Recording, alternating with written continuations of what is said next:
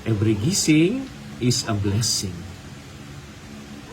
Alam niyo mga katoto, isa sa mga napakasarap yakapin na katotohanan ng buhay ay hindi kayang pabagsakin ng kapangyarihan ng damdamin, ng emosyon, ang ating buong pagkatao. Unless pinili mo talagang pabagsakin ka ng emosyon mo. Kasi ang Diyos naman, binigyan tayo ng power of choice. Yung kapangyarihan na yon, yun ang binigay sa atin ng Diyos, hindi yung mga pangit na sitwasyon, mga pangit na pangyayari sa ating buhay. Kaya nga ito yung magandang reflection dito sa ating unang pagbasa sa chapter 1 ng letter of St. Paul to the Ephesians, na kung saan pinapaliwanag sa atin San Pablo na yung kapangyarihan ng Diyos ang sumasaklaw sa lahat-lahat ng meron sa mundong ito. Sabi po ni San Pablo dito, ang kapangyarihan ng Diyos para sa ating mga nananalig sa Kanya ay walang hanggan.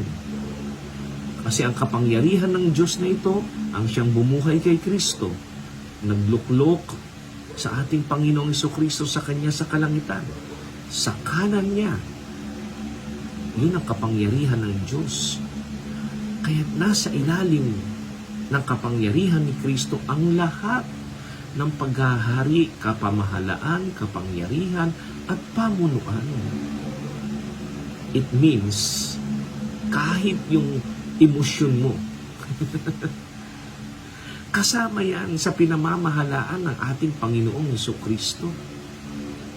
Pero tulad ng sinabi nga natin, yung ating power of choice, it is always a manifestation that we are given by God a privilege na makahati kahit kaunti sa kanyang kapangyarihan. Kaya choice natin kung ano ang makakabuti sa atin. Pero hari nawa, lagi nating piliin ang Diyos na siyang nagbigay sa atin ng kapangyarihan. Yung power of choice para hindi tayo itumba, para hindi masira ng emosyon ang ating mga buhay, pangunahan tayo ng Espiritu ng Diyos. Pangunahan tayo ng kapangyarihan ng Diyos. Nang sa ganon, balang araw, tayo ay tatamasa ng kanyang biyaya at pagpapala.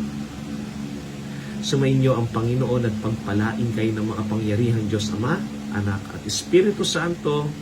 Amen. God bless you po sa inyong lahat.